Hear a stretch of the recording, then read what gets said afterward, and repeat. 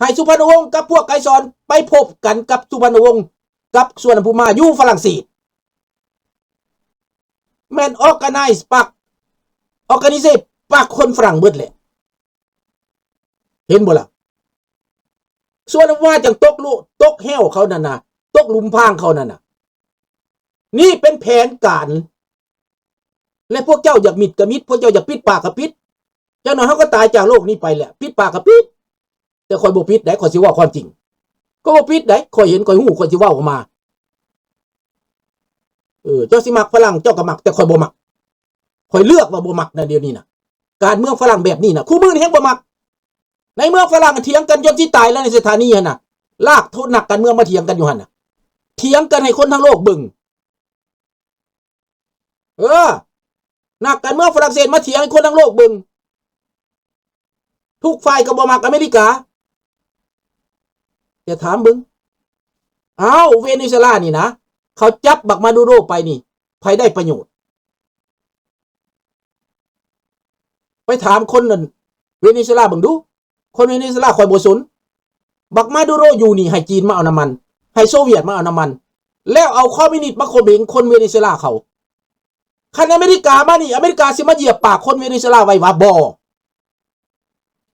อเมริกาจะส่งเสริมให้คนเวเนซุเอลาฮู้จักเสรีภาพฮู้จักประชาธิปไตยและจะได้แบ่งปันผลประโยชน์อีกอย่างน้อยก็ใช้เวลา4 ปี5 ปีในการพัฒนาและเขาที่ส่งเสริมให้คนเวเนซุเอลานั้นเปิดประเทศให้ได้กินได้ขายได้ขายได้ค้าได้ขาย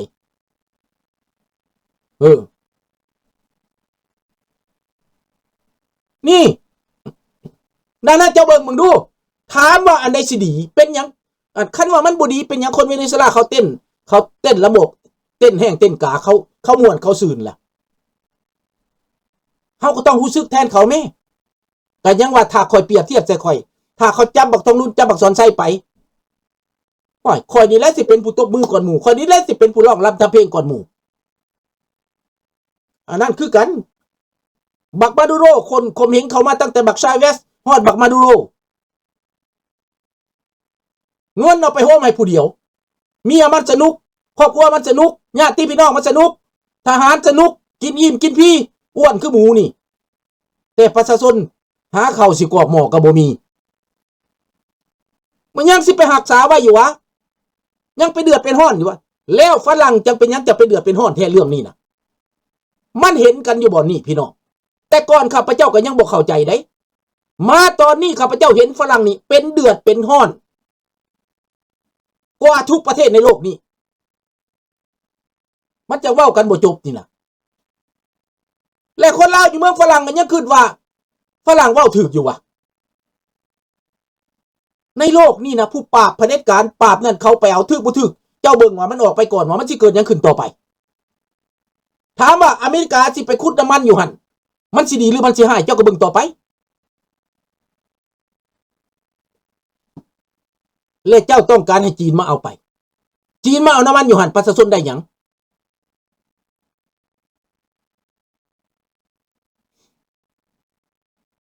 นะสอนลุงถามคนอยู่ในนี่แน่จีนมาเอาน้ำมันของเวเนซุเอลาไปทุกมื้อคนเวเนซุเอลาได้หยัง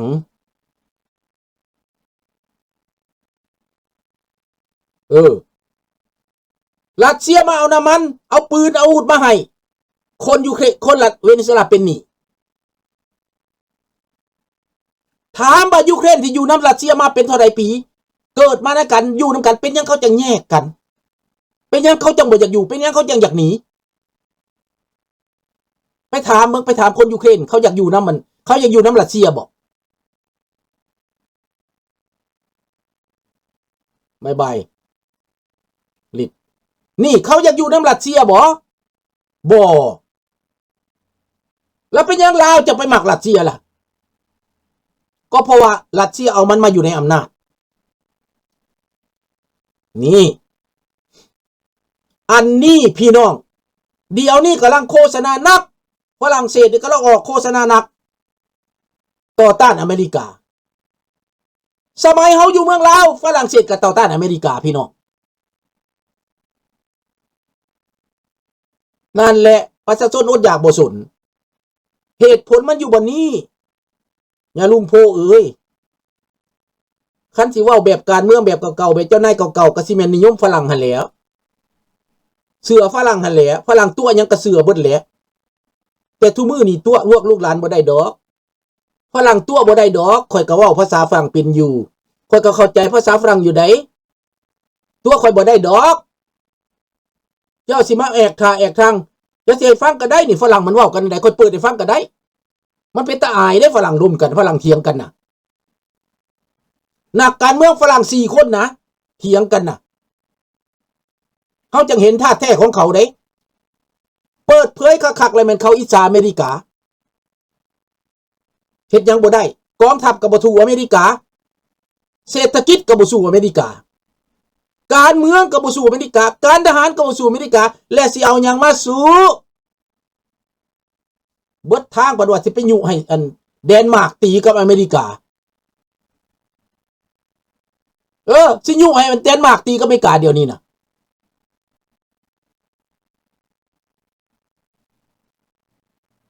เจ้าขอบใจงอนให้คิดเบิ่งเดนมาร์กเขาสิตีกับอเมริกาหยังอเมริกาเขาก็เจรจากันเขาเจรจาว่าดินแดนแห่งนี้เจ้าบ่สามารถคุ้มครองได้จะมาขายข่อยซะจะมาแบ่งข่อยซะรวมมือกับข่อยซะเขาก็สิว่าจังซั่นตัวและเป็นหยังเดนมาร์กเขาบ่ได้ห้องได้คุยข้างปานนั้นเขาก็เว้าธรรมดาเพิ่นบ่ได้ยุยงให้นาโต้ไปตีกับอเมริกาโอ้ยขนรถถังไปกับแม่นยนต์อเมริกาขนปืนใหญ่ไปกับยนต์อเมริกาทหารก็เป็นอเมริกาหลายกว่าหมู่ในนาโต้แล้วฝรั่งสิไปตีอเมริกาเอาหยังไปตีฝรั่งสิขนาดสิให้ไปเป็นทหารอยู่ยูเครนนะ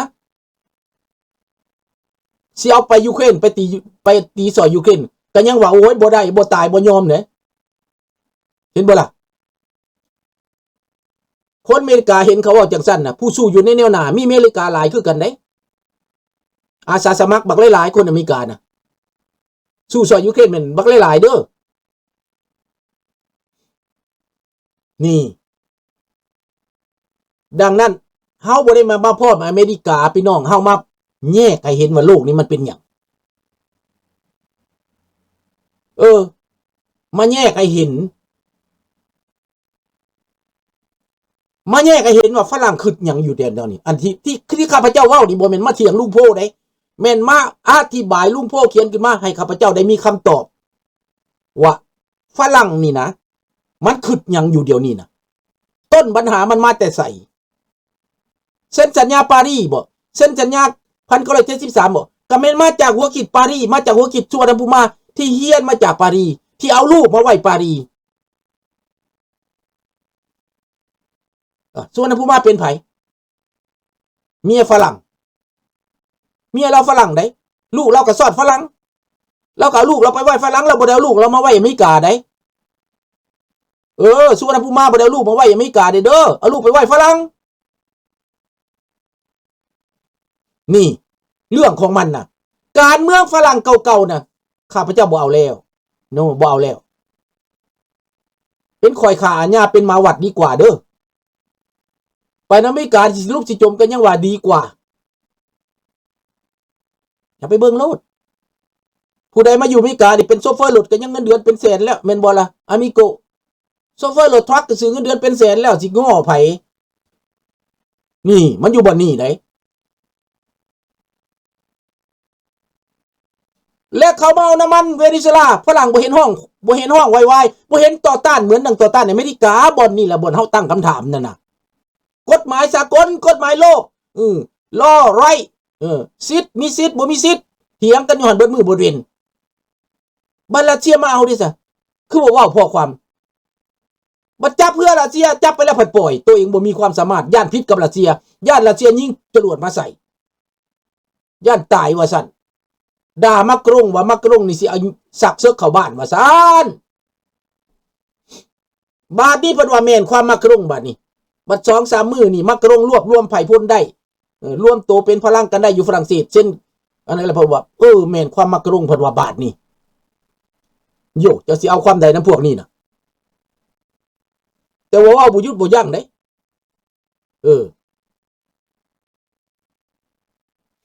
มันขายแล้วลิงน้อยเบิดแล้วขายเบิดแล้วจนว่าเวียงจันทน์ล่มลงแล้วก็เบิ่งเอาหั่นแหละต่อไปนี่ย่านสภาล่มลงจมไปอยู่ใต้ดินระวังได้เจ้าอยู่เฮือนหม่องใดเจ้าเบิ่งได้ถ้ามันลุบลงบ่เทือนน่ะนะแบบ2ผัวเมีย3ผัวเมียตายทั้งลูก2คนน่ะนะ4คนน่ะนะลงไปอยู่พื้นดินขุดก็บ่ให้เห็นซากศพปานนี้น่ะนี่แล้วอเมริกามาบ่ทันเอาเดี๋ยวนี้เนี่ยน้ำมันก็บ่ทันเอานะอเมริกาบอกข่อยสิเข้ามาจัดการจักเขาสิได้จัดการหรือบ่แต่เขาว่าเขาสิมาจัดการวุ่นวายเขาสิหยุดคิวบาเขาสิเตะพวกเผด็จการออกจากคิวบาเขาสิให้ประชาชนคิวบาอยู่ฟลอริดากลับขึ้นมาสร้างประเทศเพิ่นก็โวยวายแล้วปกป้องคิวบาอีกอ้าวประเทศโคลอมเบียดิบักนี่ซ้ายจัดต่อต้านอเมริกาแข็งใส่อเมริกาโทรไป2 บาท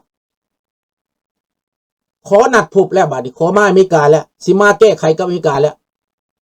อเมริกาสวยมาตลอดเด้บ่แม่นเจ้าเป็นพันธมิตรกับอเมริกาแล้วอเมริกาบ่ได้ซอยเจ้าได้เอาเงินอเมริกาไปต้านยาเสพติดเป็นหลายพันล้าน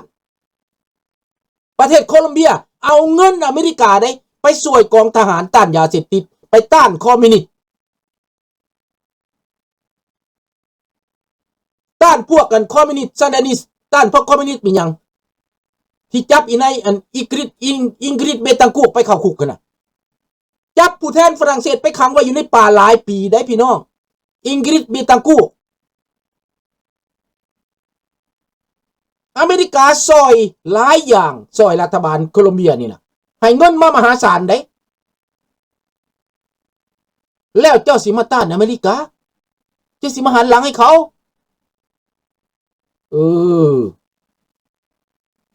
ก็อยู่บนนี่แหละทหารโคลอมเบียนแต่ก่อนก็เข้าข้างอเมริกานั่นแหละค้าขายกับโคลอมเบียนบ่จักดอกกระเด้บ่จักหมากไม้บ่จักกาแฟจากโคลอมเบียนนี่นะอเมริกาเขาซอยมหาศาลเด้อซื้อขายกับเจ้าหลอกกฎหมายสากลกฎหมายอยู่ไสบัดเขาเขียนข่าประชาชนเจ้ามิดอยู่จะตายไปเลยมิดอยู่เดี๋ยวนี้ชาวพม่าดิพม่าล่มตายหายจากลงหลายไปมากได้ยินว่าพวกกะเหรี่ยงประกาศเป็นประเทศแล้วสาธุแต่มันแยกประเทศจาก10 ประเทศอยู่ในพม่านะสาธุประเทศหลักฐานก็เป็นประเทศหลักฐานไปซะถ้าหลักฐานอยู่บ่ได้ก็ประกาศเข้ากับไทยซะเอาเข้ากับไทยซะเจ้ายอดเซิกแม่นบ่ล่ะกะเหรี่ยงก็ประกาศเป็นประเทศจ้ะ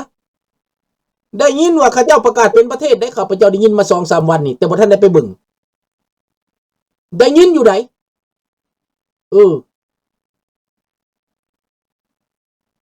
มันละ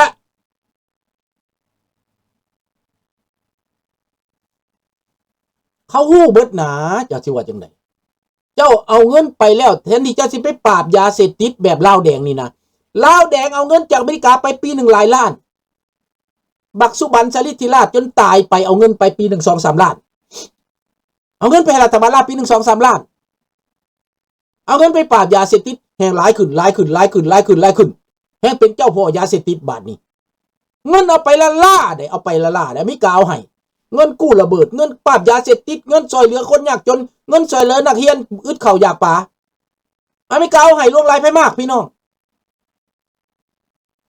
50 ปีมาแล้วเอาเงินเข้าไปแต่ด่าเขาทุกมือได้เงินเขาแล้วก็ด่าเขาเกลียดช่างเขาพี่น้องแม่นบ่จอนอเมริกาเอาเงินให้ไปปราบยาเสพติดต้องลงหลายไปมากเมืองลาวก็ได้แต่กลายเป็นประเทศที่ฆ่ายาเสพติดเอาเงินไปสอยเด็กน้อยกลายว่าเป็นเอาเงินนั้นไปส่งเสริมให้ละเมิดเด็กน้อยกลายเป็นโสเภณีเด็กน้อยกลายเป็นส่งเสริมฆ่าผู้หญิงฆ่ามนุษย์แต่เอาเงินไปปราบได้ล่ะขอเงินไปปราบได้รัฐบาลลาวนี่นะนี่และเฮาสิบ่เว้าบ่คันเฮาฮู้แบบนี้นะกฎหมายอยู่ไสกฎหมายระหว่างประเทศนี่นะ